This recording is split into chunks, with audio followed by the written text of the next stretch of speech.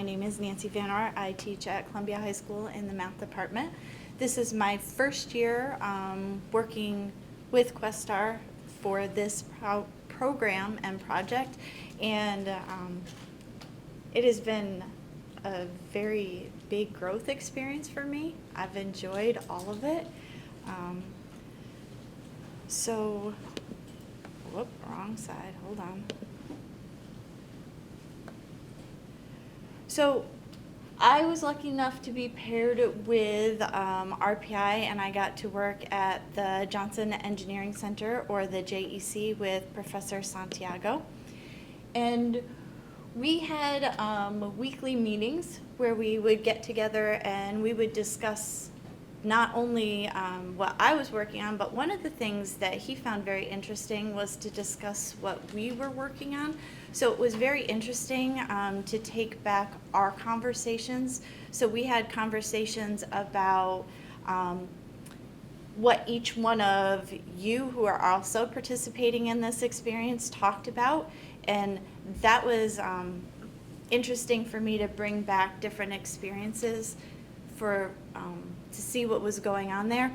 But not only that, but we talked about the different workshops that I'm assuming, Jane, that was you who organized the different workshops that we did. So we did talk about like the Ron Clark Academy and how those teaching methods could be brought into my classroom, and about the ideas that the TED Talk that we watched on Principal Linda Wayman and her ideas. We also, one of the things that he was really interested in was we talked about when Dr. Peter Persons from RPI came and talked about the I Persist program, and Professor Santiago and I have been talking about maybe ways that we could do something. So I should back up. The I Persist program is the mentoring program where they match underclass students at RPI with freshman students who are taking chemistry and physics. And so he was wondering if there was a way that we could match some of his students, maybe not at the grad level, but at the undergrad level, with high school students. Because he liked the idea, and again, we had talked about this some in our discussion, right, about how we could match. We had thought like maybe seniors with freshmen in high school, but what about that, I don't know, agreement between a university and a high school? So that was interesting, so we're talking about exploring that further. So I found the conversations and the ideas that we talked about were very enlightening. Then a lot of my time was spent in, they named it the Intelligent Control Lab, but which has to do with taking robots and making them think and behave and interact with the real world. But there was only one of his 4 grad students who are actually working on that. This is actually a picture of the lab. They call it a lab, but I would call it an office. It really, what it is it's a room where we have 4 different cubicles. Nope, there were 4 people, so there was one for me. So there were 5 different cubicles, and each of his grad students are working on different projects. So they're all using technology combined with their area of expertise in engineering. So for instance, Jonathan is the one who is working with the robotics, and it was just very interesting to hear the different conversations that I got to have with each one of them about their projects and how they're taking what they believe and putting it to work. But really my experience was becoming a member of Professor Santiago's grad students. And so I was treated just like one of his grad students. So what we did on our own, and then we would bring to our weekly meeting and decide, am I progressing in the right direction? Had I thought about this? How could you employ that? So all of those things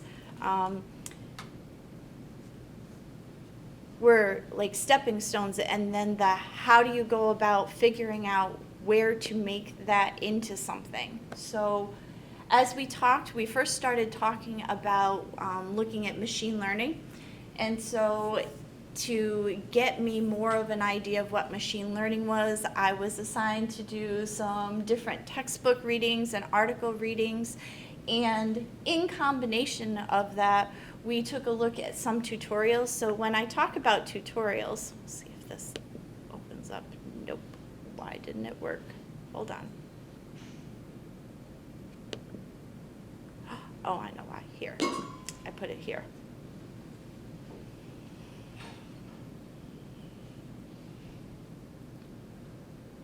Meet Grammarly Go, See? your go-to solution for getting quality work done quickly. So right, and we can just set some value here. Let's do. we're not going to watch all let's of just this, do a obviously, scalar, but which this is like just one a of the single number. tutorials that I So was we're just gonna assigned to set go 4. through and Then do. let's print that. And so it's basically it's a how-to on using TensorFlow. And so we would basically you go through, right? You run the code and you say, okay, so this does this does this. And between doing those two things and the conversations that I was having with different people, John and Jonathan mostly, but also Glory in the lab, I figured out that not being in or teaching a computer programming class, that was way beyond what my students were going to be able to do. So then I started taking a look at some Python tutorials. So again, anything I'm talking about tutorials would be in this video, we're going to be learning how all to sorts create of stuff. pie So charts. again, And pie they charts look are- the same, right? But this one is specifically about Python and how I can use it in my statistics class. And from there, then the ideas started flowing between Santiago and I. How would I get that to the students? What could I use to be able to do that? So then we did some talking, and once I didn't realize that Google, since we're a Google school, has access to called Google Colab, and this is a site where we can run Python, and I'm sure other languages, but the one I was looking into was Python. So I did a lot of just experimenting. I didn't put a link into that site because it doesn't look like anything when you open it. It's a blank page for you to type your code in and run it. So one of the things that I got out of the summer was just remembering that you have to be willing to try things, to explore things, and see how it goes and where it leads. And it might not be exactly the direction you thought, or you might have to try something and figure out that it's not working the way you wanted and start over again. But I think as a teacher, like especially when you've been teaching for a while, you don't always remember those lessons. Like you do, but to feel it right now is a different feeling than saying, oh yeah, I remember. So my lesson plans I decided to do for my Introduction to Probability and Statistics class, and we do several chapters where they talk about what is categorical and what is quantitative data and different ways to display and describe that data. And one of the things that I've noticed is they struggle in my class, and again, maybe it's math, although Jenny, you talked about this also, about the wanting to talk to people and communicate. And so this is a bigger group project than I've ever tried before, so I'm really excited to see how it works out. So I'm picturing, again, 7 to 10 class days. Our classes are about 45 minutes, but we'll see how it goes, because again, I've never tried anything at this level. So here's where we're going to start. So take a look, folks. So what do you notice? What do you wonder? Looks like a brain. It does. There's a a lot of dots, and I wonder what they are. I don't know what it means. Why are they different colors? Why are they clustered around the middle? Why are some clustered around the outside? Why are they different colors? So we're gonna have, my idea is to have them, whether, if somebody will start like this, that would be great. Then we can have people yell out ideas, because I find that if they get moving, then I think that'll generate more conversation than if I have them write something down. If I don't get anybody to play along my ideas, I'm gonna say, okay, take a couple minutes, write something down, and then talk to your neighbor, see what you came up with. Then switch, talk to a different neighbor, and then we'll come together and have our class conversation. But what this actually is all 30,699 shots that Kobe Bryant ever took during his NBA career. The purple are the made shots and the gold are the missed shots. That's great. So, from there, again, How many shots do you take from behind it? I don't know, I can go back. You don't know. But that actually, so the cluster, right, it's actually the basketball court, and I think I heard somebody say something about the arrow. The arrow is pointing to the point of his actual last shot that he took, sorry. I don't remember whether it was a made or a missed, but it's that actual placement. So each of those dots is where he was on the court when he made the shot. Pretty cool. How long did it take somebody to do that? Yeah. To enter in, go back and watch every single game he ever took and enter in every single. So I can't find the record of actually how long it took, but the original, this was borrowed from Sarah Vanderwerf's blog, but the original data was posted in the LA Times. Wow. What we know, a lot more analytics in sports, that's probably something that they track anyway now. You go back, like, how long ago? he Yeah, played. I was gonna say, I don't know, I'll show you some of what they track. So, again, my biggest thing is the communication and the teamwork, but I'm hoping to involve the problem solving and the critical thinking. So, all of that discussion is supposed to lead into so what are the purpose of displays and who would actually create them? How would they actually create them? And then hopefully somebody will come up with the idea that this might be one of the reasons why you would want to learn computer programming, even if you're not interested in being a computer programmer per se. So we're going to start by exploring open data sets, which are free data sets available all over the internet. And so my students are going to take a look at this resource. And in this resource, we've got all sorts of links on where they can go to take a look at, see if they can find data that they're interested in. So of course, I knew about data.gov before I started, but I did not realize that Google has all of these public data sets that are free. So again, just a ton of different options. I've used the Kaggle data sets in the past, but again, there's 100 different places for them to look and find something that they're interested in taking a look at.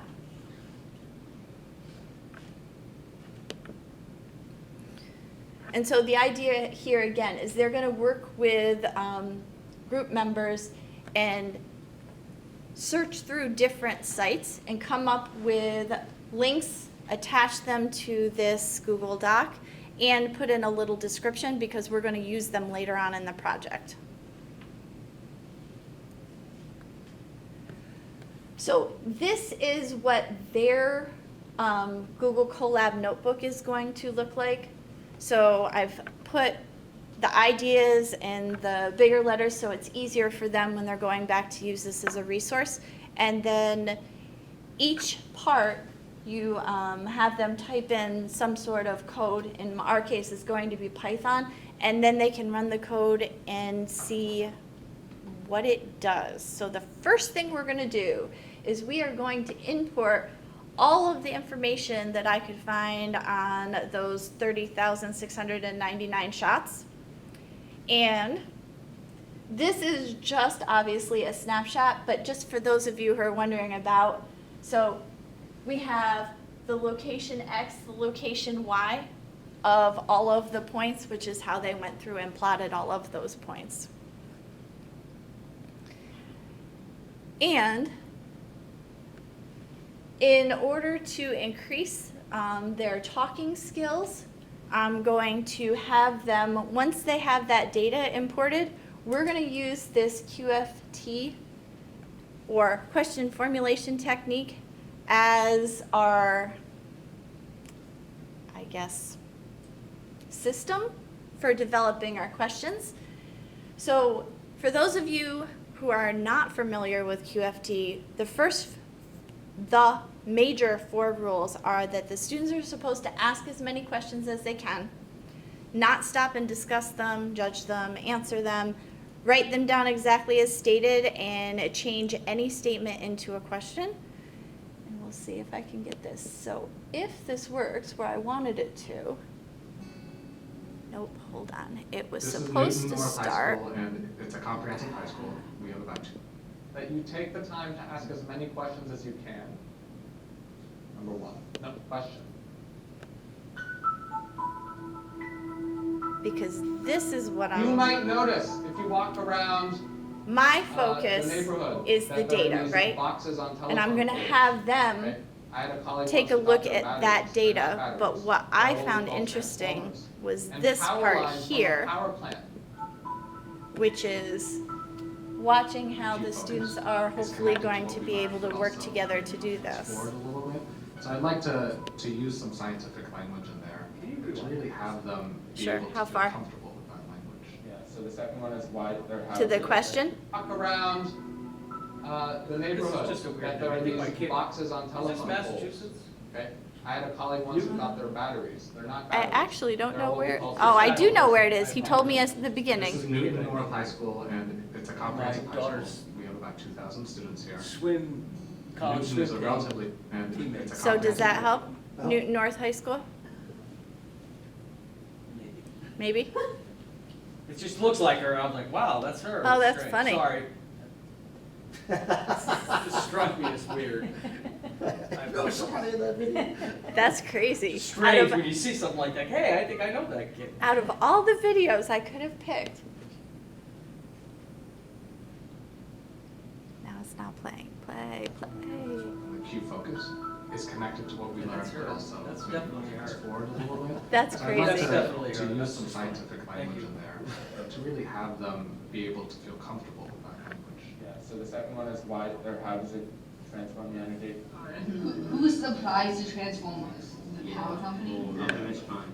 Who supplies transformers? Like who makes them? Yeah, who makes them? Where do they get the electricity? How many like transformers are around like cities? Are the transformers dangerous? It's too many transformers? Yeah, too many. It's just fun to see the banter between them, and I'll notice like students are building off each other's questions or taking questions in slightly different directions. So there's a real connection of the minds at that point between them. I think is really powerful.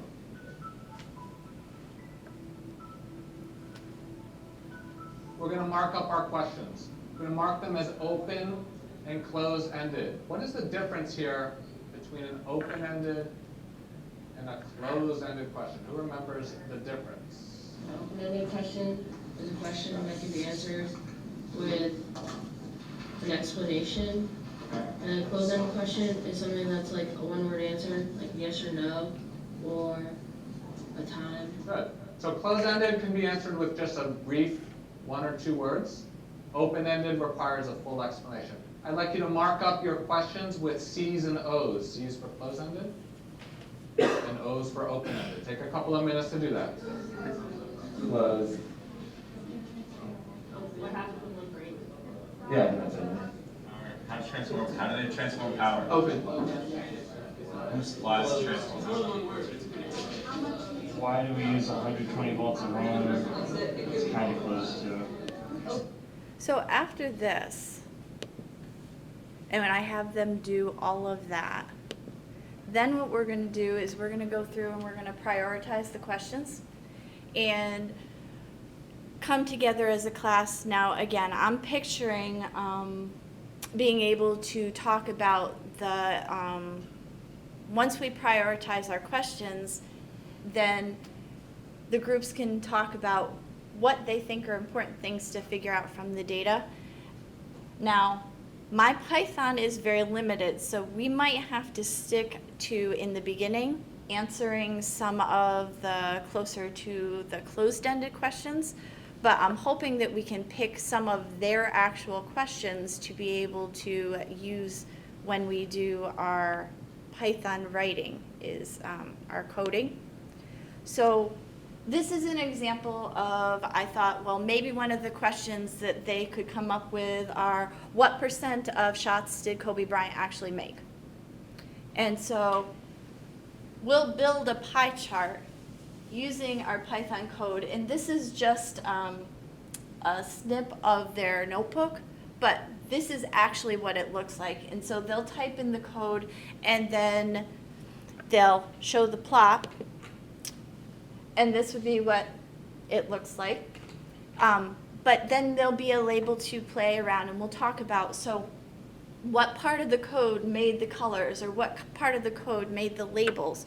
How did we even get the information from the data that we brought into our Google Colab to get all the way to here? And so we're going to go through and we're going to make bar charts, and we're going to make stack bar charts, and we're going to do all sorts of quantitative data analysis as well, so that by the time we get to the end, we're going to circle back around to those open data sets that they chose in the beginning. So it's information that they're interested in. And what I'd like them to do is now, in their groups, they have a list of data sets that they were interested in. So as a group, now you're going to go and you are going to pick one of those data sets. And as a group, you're going to go through and create your own questions, create your own data visualization to support the answers to your questions. So now they're going to use their technology, and they're also going to have to write about how that data display supports the answer to their questions. And then for their assessment, I'm going to take my class and divide it into 3 groups. I have a data set that combines information about Kobe Bryant, Michael Jordan, and LeBron James all on the one data set. And every student in the room, no matter which group they're in, is going to use the exact same data set. But each group is going to be assigned a different person. So, for example, group 1 is going to be assigned Kobe Bryant, and they're going to have to use the data to prove that Kobe Bryant was the best basketball player. And then group 2 will be assigned Michael Jordan, and they're going to use that exact same data set to prove that Michael Jordan is the best basketball player. And obviously group 3 will get LeBron James. And my idea is to hopefully really solidify their understanding of the fact that when we start the school year, they're very black and white. So if I can show them that something that's printed could have been looked at a little bit differently, they always want to say, well, then they lied to me. And I go, they didn't lie to you. They just took the information that they wanted from what they were given. So it's all about manipulating the data, right, to be able to support whatever view that you're looking at. So what this experience to me is going to help my students with is just going back and, again, remembering what it's like to be a student. So I look at some of the things that I did and how long it took me to be able to create my pie chart with 2 colors. That's so simple, yet, again, like 3 hours later, and I'm like, really? That long for that silly little data visualization? But it reminds me, just in general, that things that I think should be very easy, I need to remember that when you're a beginner, things that are easy for somebody who knows how to do it are not always as, it takes longer, just takes longer when you're learning. And then of course, how does it feel when you don't know what you're doing, right? Just to be okay with being unsure and to remember, ask questions, but that comes back to that communication, right? We all need to ask questions. We all need to make use of our resources. And so I always tell them to ask questions and make use of the resources, but that was a lot of what was expected of me this summer, was if I didn't ask a question, then Santiago would just figure that I was all set and I knew what I was doing. So it was a lot of remembering, ask those questions and be persistent. But not only that, this summer has really gotten me very energized and excited about taking some of these ideas back into my classroom. And I'm hoping that when you bring in real world data, that when the students get to pick what they're looking at, that they're going to be interested in it. And if they're interested in it, maybe they're just going to want to explore it and explain it and ask questions about it. And again, be excited about what they're doing rather than, I loved your face this morning, you know, the using the QFT, that I hope that that method will help to really increase the conversation and help them ask better questions. And that incorporated with more group work in my classroom. And of course, the last thing is the exposure to Python. And again, that's all it is a little taste of it, so that maybe somebody will get excited about that and decide that they want to take a computer programming class. And of course, the last thing is that this project can lead into other projects at the end of units for other units in my statistics class, so that if I can get this one to work as well as I'm hoping it will, then that will take all of this and I can just bring it back throughout the school year. So, come on. I really want to thank everybody for the opportunity. It has been a fantastic summer and quite an experience.